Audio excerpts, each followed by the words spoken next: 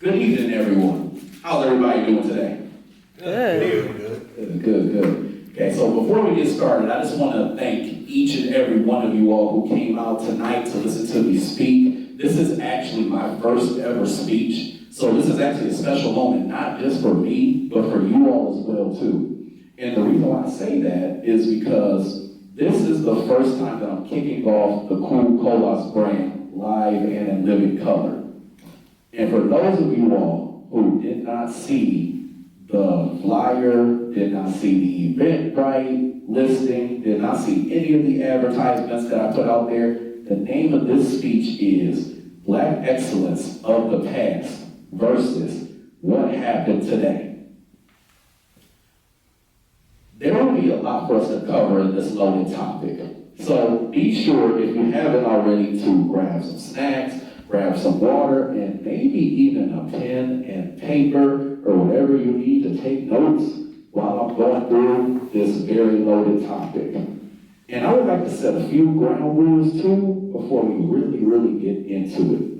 I have to ask for your total silence, save any comments, concerns, suggestions, questions, anything else that you have for me until the end of the presentation, and we'll go from there.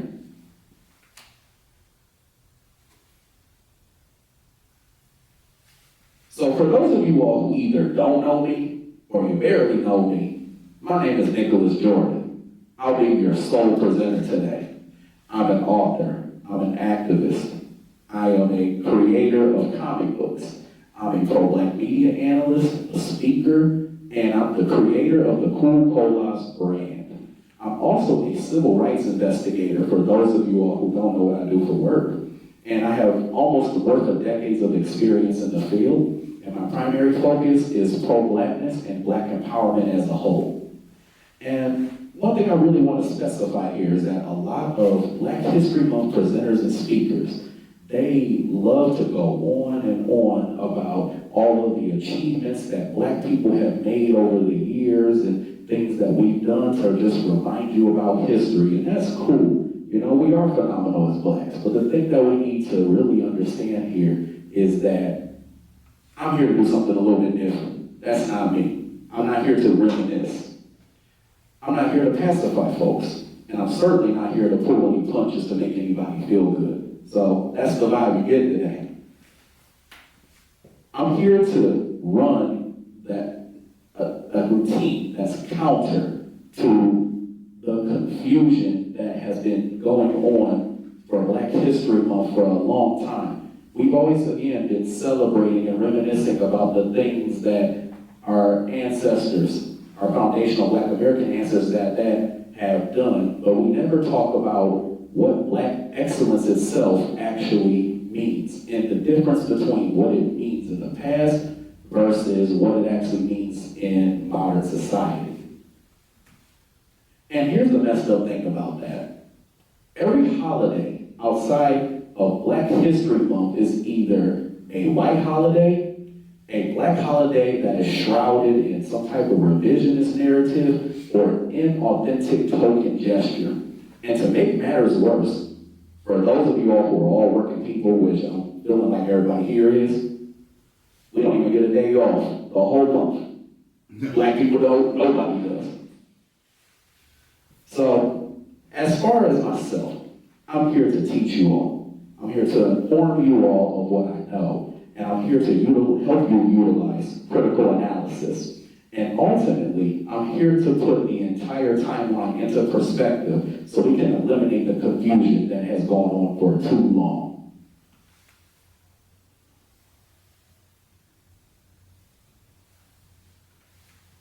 I have heard the term Black excellence thrown around numerous times in numerous Black spaces, but no one has ever done a great job of ever really articulating what exactly that term means. And allow me to decipher how I believe others perceive this term in modern times versus what the term actually meant in the past. Black excellence in modern times is really faux Black excellence. So in other words, it's a symbolic celebration of the grand achievements that were made by certain Blacks in society. And they prove our greatness to white dominant society. As a result, it allegedly inspires other blacks to become something different than the typical depiction that's made about us. And that depiction is usually rooted in degeneracy, and that the majority of us are very degenerate. Black excellence in the past, from the pro-black perspective, is tokenism. Black excellence in the present, true black excellence, is what we're now trying to achieve. The form of black excellence that we saw in the past was about persevering, prevailing, and getting through and surviving despite the unwarranted obstacles that we have been presented with, and embracing our genetic greatness. They've also used their abilities, us as black people, have used our abilities and talents to benefit the collective of black society as a priority in the past. And by no means does this mean that society as a whole is neglected. But what it does entail is that we fixate primarily on how to benefit our own, given the extreme circumstances that we have experienced and how it has displaced us economically in society. Most of the time, when blacks do a review of symbolic Black History Month icons, they talk about the folks that everybody hears about every year. You talk about Martin Luther King Jr., you talk about Rosa Parks, you talk about Harriet Tubman. And don't get me wrong, all these individuals are phenomenal, and they're excellent heroes in our lineage. But we really need to take a deep dive into true examples of black excellence that typically don't get talked about or don't get any type of attention. And one point to note is that true black excellence in the past tends to get hit by the dominant society because they want to detain its impact on the present and, even more important, on the future. And we're going to go all the way back with the first example I'm going to show you and talk about one of the first individuals to exude true black excellence.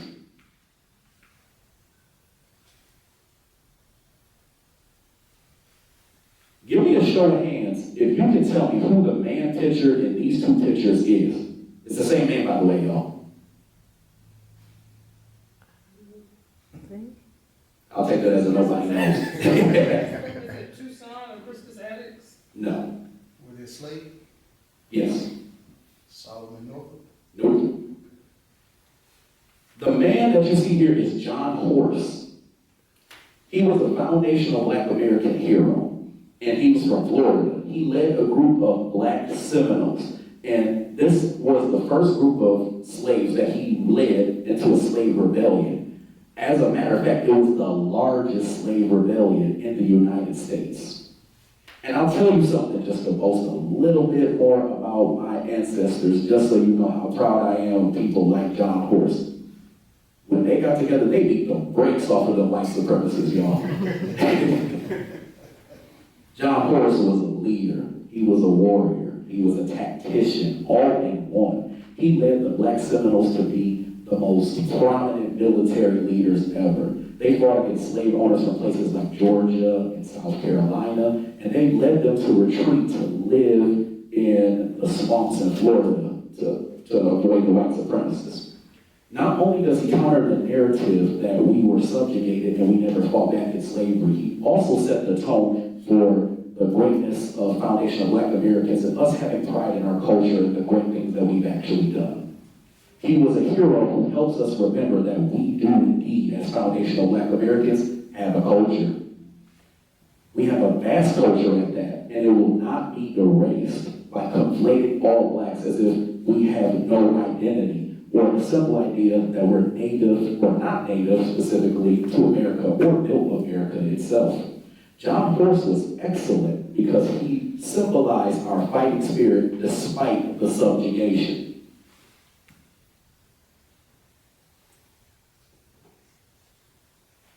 The next picture you see is obviously of Black Wall Street. Most of us know Black Wall Street to have happened in Tulsa, Oklahoma. And I want to tell you all a quick story here. So my wife and I, who's sitting there filming me right now, her and I actually took a Black Wall Street tour back in 2022. And The person who gave us the Black Wall Street tour was a man who was a direct descendant of some of the individuals who actually helped create Black Wall Street. And during this tour, we learned everything from Jim Crow, we learned about that, we learned about blacks being colonized not just by white people, but also by red natives that everybody just calls the regular Native Americans. We also learned about segregation, and we learned about the results of what segregation created and what was created as a result of it. Our tour guide even informed us that his people didn't just see this as a necessity. They also saw it as an honor to be able to work amongst one another, only working with black people and amongst black people. And due to their circumstances, this led Black Wall Street to really boom. And we had everything in Black Wall Street, from doctors to barbers to hotels. We had restaurants, we had nightclubs, we had movie theaters, and we had much more. But let's not act like Tulsa, Oklahoma is the only place that Black Wall Street existed in. As a matter of fact, there were Black Wall Streets all over the place. Can anybody here in the audience name me 3 places that Black Wall Streets existed at outside of Tulsa, Oklahoma? Detroit. Okay. Rondo is in Minneapolis, South Minneapolis. Okay. Jackson, Mississippi. Yes. You guys are on this one. So here's just a couple more. I may say a few that were repeated, but here's just a couple more just to kind of think about when it comes to Black Wall Street. You had Bronzeville, which was in Chicago, Illinois. You had Haiti, which was in Durham, North Carolina. You had Sweet Auburn, which was in Atlanta, Georgia. You had West 9th Street, which was in Little Rock, Arkansas. And you had Fair Street, which was in Jackson, Mississippi. They were all over the nation, y'all. Our people were the real deal. Those who built Black Wall Street were excellent because they built up this nation despite being deprived of resources and access to them and being limited to a certain proximity.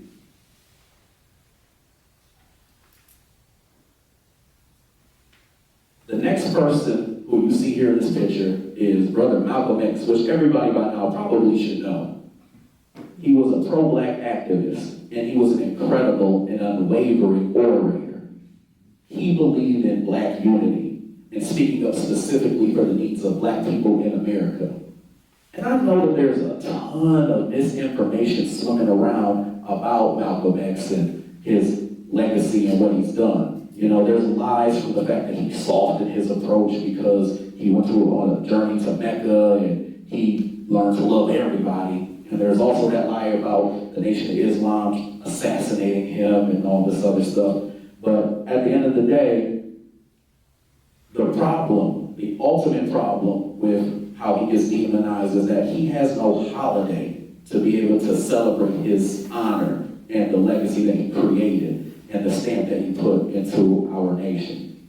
So let me ask you all a question. Does anybody in here know what Malcolm X's actual birthday is? Is it March, May? It's May 13th. 19th? You close. I know it's May. You got it. 19th. You got it. May 19th. The answer is May 19th. Not a lot of people know that because everyone overlooks the fact that May 19th really is Malcolm X Day. And we have to change that, y'all. We can't let that keep going on. We have to stop being so afraid to talk about our heroes and allow our heroes to be uplifted.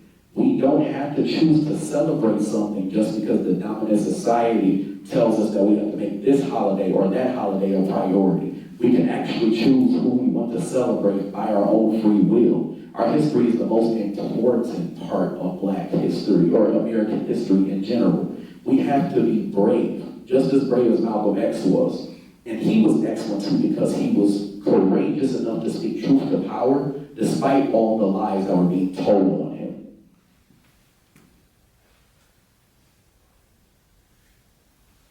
He later inspired a black self-defense group that was created in Oakland, California in October of 1966, known as the Black Panthers. While most speculated white supremacists, their tools and ignorant, off-code blacks love to equate their mission with that of the KKK, only by a race swap being the difference, They went on to benefit Black society as a whole immensely. The Black Panthers have protected Black citizens from police brutality, and they provided survival programs, and they allowed people to have food and clothing and transportation and much more. Their goals prove a concept that often gets miscommunicated on purpose. Black power and white power are not equal concepts. Black power, the difference between that and white power, is that it's all about us speaking truth to power. It's all about us honoring our legacy and making a fair and just society. White power is much different. White power is about harming people, oppressing people, gaslighting people, dominating people, and doing all of these things just to stay in power. The Black Panthers were also excellent because they asserted the importance of carrying on our legacy despite being demonized.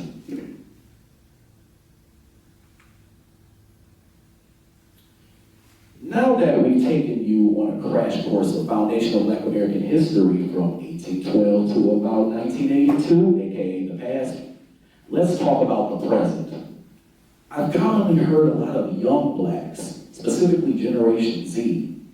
Hey, they went over this saying that I've heard over and over again. It's been in memes, it's been on social media, it's been everywhere. And I'm just going to give you the edited version of it. They'll say, "We are not our ancestors. We will fight you." But that statement is quite ironic indeed. The fighting spirit and energy that was once alive and well from our ancestors today is dim. Notice I said dim, but not dead. See, the biggest problem with Black excellence isn't its absence. It's the confusion on what it's become today and how we got there. And tonight we're going to dive deep all into that. And I don't know how many of you all here are visual learners, although I've clearly been showing you a lot of visuals, but I want to take a moment to go through some visual examples, starting off with what Black excellence is not.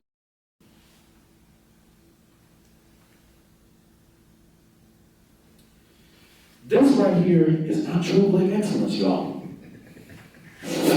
Celebrities have been vastly glorified as images of success, from the basketball players to the actors and actresses to those who you see on a large screen.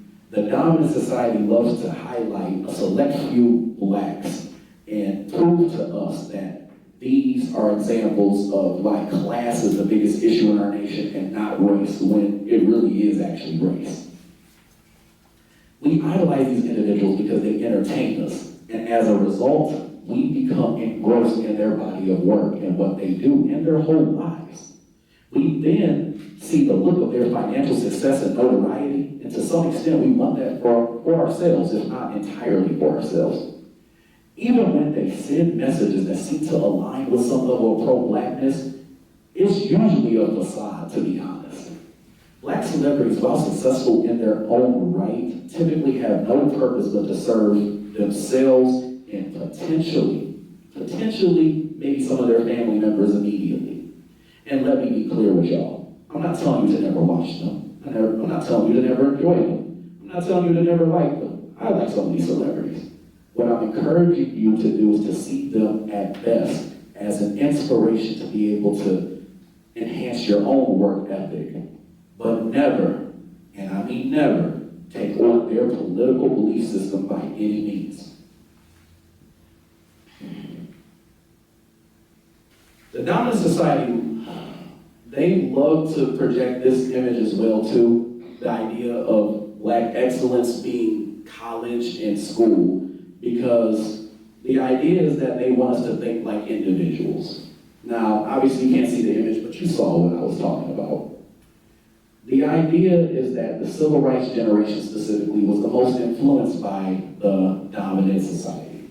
And they messed a lot of young Black folks up because they have this idea that they love to project that your mama, your grandma, and all you kinfolk and everybody else didn't go to college, so you should too, and it should be an honor for you to go because they didn't go. And they do that without informing you as to what you're about to get yourself into when you actually go to college. Because once you leave the crib, what ends up happening is those young blacks, they end up with debt. They end up with a ton of debt. And the amount of debt that they accrued was a crime, an absolute crime to black society, and young blacks are paying the price for it. The even bigger truth that most of them fail to realize is that their parents overall did not even have a plan for them. And that's the thing that they really don't want to say. Celebrating a young black's college graduation to some extent reminds me of celebrating a young black's wedding. When the wedding is going on, everybody loves to bask in all the festivities and the ambiance and all the great things that come with the fact that it's actually happening. But what they don't want to get into is the marriage itself. You really wouldn't want them to. But they won't get into the marriage themselves, and they won't get into all the drama and the money and the cost that it takes to put on an actual wedding itself. What is even less cute, because everybody thinks that's cute, what is even less cute is to witness a young black, recently graduating college student have to go to an institution that fails to teach them their history, fails to teach them skills that they're going to need for the real world, and fails them to give them guaranteed employment that allows them to be able to succeed. And not to mention, they come out with an average debt of $60,000 that they have to pay out just 6 months after they leave school. And not to mention, you can't even charge at the bankruptcy. They also may not even get a job in their field, ever. Now, don't get me wrong, it's not a bad thing to get a college degree, especially if the black student is studying to be something like a doctor or a lawyer and has a job lined up. I want to add that, y'all, and has a job lined up. But the main issue is that no one ever addresses the big picture. Blacks such as Dr. Claude Anderson, if you all know who he is, has stated numerous times that we as blacks are a permanent underclass in society, and we need a guaranteed win. We as blacks have been through so many trials and tribulations that we really need to have something that's going to give us security amongst ourselves. And security of degree only gives you the potential to access an individual gain, but it doesn't do anything for the collective of black society. There's always conversations surrounding living the American dream, but what about conversations about doing something for your community? Benefiting yourself is always a conversation, but what about benefiting the community? College is an individualistic game. It's not a win for blacks as a whole, especially when that individual achieving that degree never uses it to serve anyone else but themselves.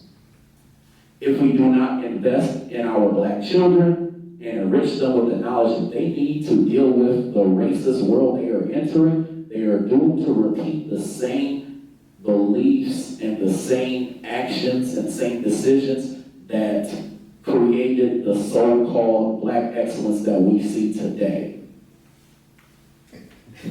This right here is also not an example of true black excellence. So let me explain something to you all. And I'm going to kind of have to be very, very honest with you all, because there's some of you all who are in this audience, you might be seeing this image and you're looking and you might be a little angry, you might be a little upset that I even decided to put this up as an example of not true black excellence. But I'm going to tell you something from the absolute bottom of my heart, and I want you to really listen very carefully when I say this. I do not care. I don't care. So, with that being said, any comments or concerns that you have about this picture here, please save them until the end of the presentation.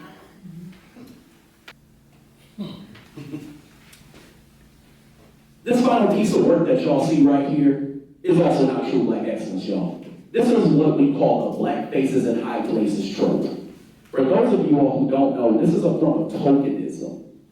And it's used by the dominant society to prove that we are living in a fair and just society because black people have been given opportunities to be in political spaces. Now let me take a step back for a second and convey something to you that I need you to all to understand. And if you don't get anything from me today, please make sure that you take note of what I'm saying with this statement here. A lot of you all, a lot of black people get wrapped up in the idea of overt racism, racism that's blatant, racism that's in your face. Most of the racism that you see today will be covert. I can't make that any clearer to y'all. It will be covert. You'll barely see it. It'll be hidden. And as a matter of fact, it actually might even look positive. It might look like a good thing. It might look like a win. Blacks who get into political positions but do nothing specifically for foundational black Americans or black people at all is far from excellent. They are simply glorified for being black, but they never have a real plan for blacks as a whole. And for those of you who are just itching to defend some of the people that you see pictured here, I would encourage you to not focus on what it is that they didn't do or what it is that they couldn't do. Focus it on what it is that they chose to do that harmed or did not help black society as a whole. This right here is also what we would call the seat at the table trope. It's the same thing as tokenism, but it's when foundational black American politics have been turned into somewhat of a minstrel show. That's why you see all these campaigns and all these ads and things like that that are trying to get black people to vote, but nothing is being given to them.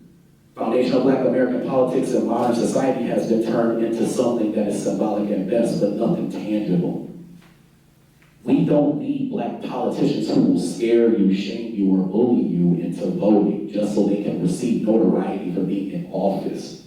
We need to support those who are willing to create tangible benefits for black society, specifically foundational black Americans. Symbolically, these individuals that you see here, they look clean, they look polished, they look presentable, they look well put together. But when it comes to substance, they are hollow.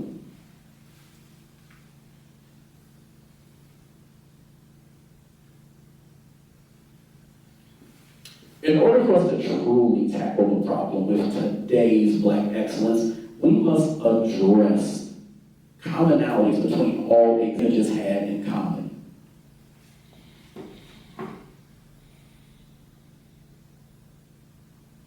Anybody? I don't hear nobody. The folks' black excellence? Yes, what were the things that those three images I just showed you, what do they all have in common? Well, okay. It was like forms of like passivism. Forms of passivism. Okay, yeah. Or what Malcolm X would call symbolic victories. Sure, yeah, most definitely. Well, I'll give you a couple of problems. Matter of fact, I'll give you three. The first problem with all three of these examples is that they all present a symbolic aesthetic. But in none of these cases can we name where any of these things have done anything for black people as a collective or overall from a statistical standpoint. And you have to remember, the fight for empowerment was not meant to be nostalgic. It was meant to be continuous until we have achieved black empowerment. The second problem is that they all involve an individualistic aspect to them. I have to let each and every one of you all know something that I personally hate. I hate the idea of individualism because it's suggested as a solution to achieving collective black empowerment, and those two things do not mix. And in this case, this is what modern or faux black excellence has become. Individualism is essentially a white supremacist concept of deception, which is, in this context, entailing that individuals desire to look out for themselves and receive gratification for the personal strides that they actually meet in society. And the idea was pushed onto black people in order for them to achieve some form of dignity and honor. And this is the image of success for black people. Individualism quickly leads to selfishness, and with no code of conduct, this is a recipe for disaster. As a matter of fact, the only times that blacks should embrace individualism is when they try to hone in on becoming leaders in their own regard and the specialized skill that they have and how they can use that to benefit black society as a collective. The third problem is that all these images do more harm to black society than they do good. Blacks are not armed with necessary tools to succeed in the same way that their white and non-black counterparts are tangibly equipped with. And by now, I'm sure you've heard me throw around that term quite a bit, tangibly, or tangible. When I speak about tangibles, what I'm really speaking about are things that we actually can put our hands on. So that means businesses, that means reparations, that means laws, that means money, that means things that literally actually physically benefit us. So when I say intangible, what I'm really talking about are symbolic references that are made to seem like things that are supposed to help us as a collective, but really don't do anything for us. As a matter of fact, they help the people who oppress us. Beyond the commonalities, blacks today have never had good teachers. And emphasis has never been put on having a certain code of conduct, learning about history, or gaining useful skills to help black society. We simply see fragments and memories of what those who look like us have done. We have to also acknowledge how the system of integration has harmed us. And this is something that civil rights, specifically the civil rights generation, has given into. And the goal became to enjoy the trinkets and mix with the dominant society, not to do anything tangible for us or get anything tangible done. These individuals were not trying to challenge the system of white supremacy. And the reality is that they still are not trying to do it now. Their goals were to find their personal comfort in a system of white supremacy, and young blacks were left to hang dry as a result. From there, we became lost and brought into depictions and indoctrination by white supremacy and what they gave us. We were never taught about how we were kings and queens and individuals who had phenomenal talents. We believe the projections that were created about us were that we were portrayed as savages, idiots, degenerates. We believe those things to be true. We still continue to believe that even to this day, when we look at media and assume that these degenerate statistics and videos that are constantly shared of us, that they represent the majority of us and they represent our behaviors and the way that we behave. We saw ourselves as the burdens of society and used most of our time hyper-criticizing and looking at our own behaviors and failures as a representation of the collective of black society. In turn, we never felt the need to speak up for ourselves because we had no respect for ourselves. Even if there was a blatantly anti-black action that was taken against us, we keep our heads down and we deviate to cowardice. As a matter of fact, we spend more time trying to find that special white person who won't harm us, won't hurt us, or will do something to help us. And this led to us allowing benign neglect to flourish. Can anyone in here tell me what benign neglect is? Acting as if something didn't happen. That's pretty close. That's pretty close. What benign neglect is this idea of looking at racism specifically. So we're talking about in terms of race. Looking at racism and what happened to black people specifically, and white dominant society acknowledging their role and how they've impacted us. And instead of actually creating atonement, creating tangibles, they ignore those things, and therefore they use it as a solution to not deal with it. So it's knowing that there's something that happened, there was an injustice, and then choosing not to move on it, and saying if we continue to choose not to move on it, then the problem will go away. This was a term that was coined, and it was a concept that was created in 1969 by Daniel Patrick Moynihan. He was a part of the Richard Nixon administration. He was actually an advisor. And it's a policy, basically, again, that entails deliberately taking no action on a systemic racial issue as the best possible solution. The strategy is, and has always been, to do this to blacks. And one of the ways that we've actually been used in a scenario of being manipulated by benign neglect is by using other buffer groups against us. So that means using immigrants against us. That means using people of color, people don't say that term, against us. That means using feminism against us. That means using all these other things. If we can distract society of all these other issues that are going on in the world, then we don't need to focus on race. We don't need to focus on racism. We don't need to focus on the problems and things that affect Black people. But understand this though, not all hope is lost, y'all. As a society, we're stepping into a more truthful space. And we're stepping into a more truthful phase. A lot of us as Blacks are embracing pro-Black values. Not only are we identifying anti-Blackness, we're establishing what Black excellence used to be in modern society and what it was in the past. And we're also ultimately trying to figure out how to recreate what we had in the past for the future. We have great examples of Black excellence today, and I'll take some time to go through that. One idea to note, though, is just because our actions are positive in empowerment and that it not being broadcasted, it doesn't mean that it's not taking place, and it doesn't mean that it's also not impactful. It also doesn't mean that we don't have the right or should take the initiative to broadcast them ourselves and put these messages up to the forefront. But let's take a moment to acknowledge some true examples of Black excellence.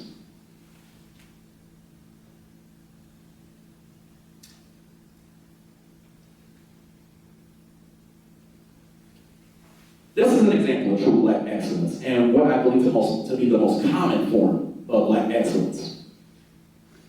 This is, as a matter of fact, a political statement. There is nothing more powerful than seeing the depiction of a harmonious relationship between a Black man and a Black woman. The white supremacist is at work, and they don't want us to be together. They use media and other mechanisms, methods, and tricks to separate us. And ultimately, it's because they don't want us to reproduce and create the possibility of having more Black men and women who will stand up to their subjugation. No one will understand a Black man and a Black woman the way that we understand each other. So when it comes to relationships, we need to make sure that we know that it's important for us to have relationships with one another. Encouraging and informing Black male and female relationships is excellence, true excellence, because we choose to be together despite the dominant society not wanting us to be together. The second example, I'll show you real quick, is this right here, Black-owned businesses. We need to create our own businesses, not just out of desire, but out of necessity. It is paramount that we build something that our children can own and take over when it's time to pass down a legacy. And it's crucial that we do that in mass and as a community. And one of the hundred thousands of issues with the formal education system is that they don't properly prepare you to own something, and that's done on purpose. And Black people should have the ability to own and control their own destiny and the way that they make their living, ultimately. But I want to take a moment to express something that's painfully clear. I want to talk about when it comes to the creation of Black-owned businesses, how we need to have certain rules set in place too. We can't just create Black businesses and then just say we've done it. We also have to have a code of conduct. We have to know how to deal with our finances. We have to know how to, or have a code to employ our own. We have to have rules and regulations in the way we're going to run our business, what we're going to do with our proceeds, how we're going to help Black society. All these things are very important. And then even more important than that, we need to teach our kids these important lessons as well too, so they can carry on that legacy too. And this right here, this final picture that you see right here, is the most underrated yet one of the most important forms of true Black excellence. We have to be advocates for reparations at all costs, y'all. And this is paramount to our survival. We can fight financial literacy at all day, create Black-owned businesses, and do all this great stuff. But when it comes down to us having true Black excellence, the most underrated one, advocate for reparations is paramount. So at the end of the day, we got to get rid of that "we got to do better" mentality. We have to literally be putting feet specifically on the ground when we are advocating for reparations. But to be honest with you all, reparations is actually the only way to get us out of our rut completely. Contrary to popular belief, most of our people walk around saying stuff like we blame all our problems on the white man and all this other stuff. In my opinion, I think the real problem is that we don't try to understand history. I see too many of our people walking around blaming ourselves for our circumstances and finger pointing. And that's because we have adopted the mentality that being considered an excellent black person in modern society is all about looks and aesthetics and individual successes and things like that. Too many of us have become cowards who do not want to dismantle a system of white supremacy. We just want to find comfort and complacency in it. Now I want to tell you all a quick story about something that I actually went through and where this picture actually came from. So my wife and I, around her birthday, which actually is Martin Luther King's birthday, same birthday, we actually went to Columbia, South Carolina, and we were going to hear a speech from Vice President Kamala Harris. And we had signs advocate for reparations. Do you all know that the NAACP and some of the Black Caucus members band together and threw us out of this event just for having the reparations signs? We weren't holding it up. We weren't sitting there trying to protest. We weren't doing anything but just being there. And they not only wanted to throw us out, they had police officers surrounding us like they were ready to kind of shoot us if we weren't going to comply. They had guns ready, they had masks ready, and even we were on the outside, and we had our signs up, and things like that. They were ready to get fire trucks to hold us down like this was back in the day.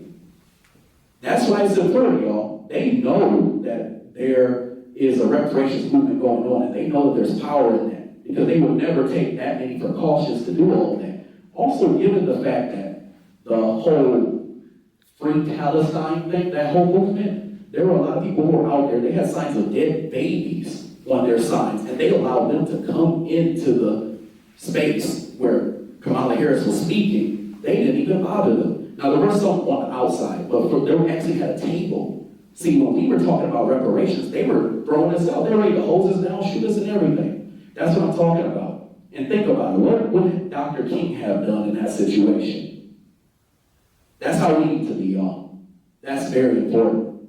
And when we think about politics and we think about how we can benefit black society, these are the types of things that they're worried about us doing. They're worried about that movement growing, and they're worried about that energy growing and that spirit growing.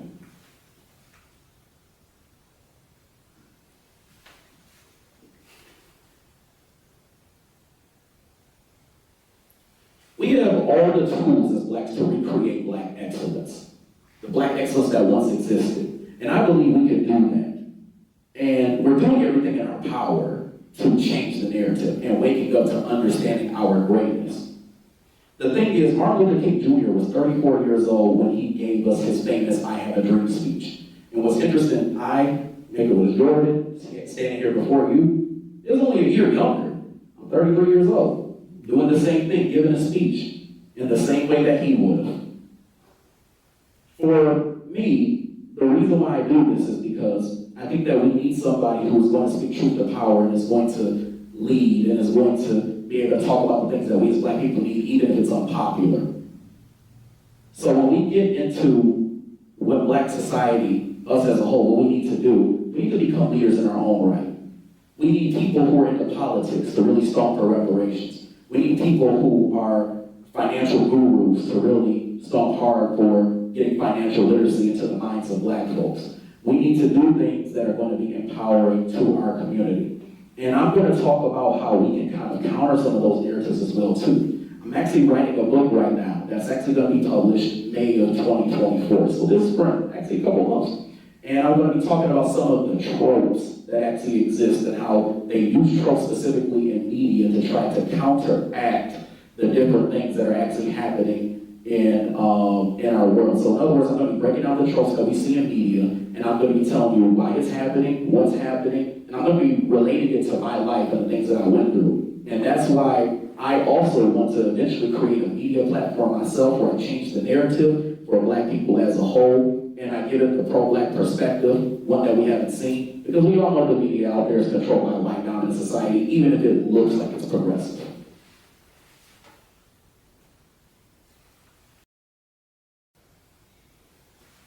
And now we're at the questions portion.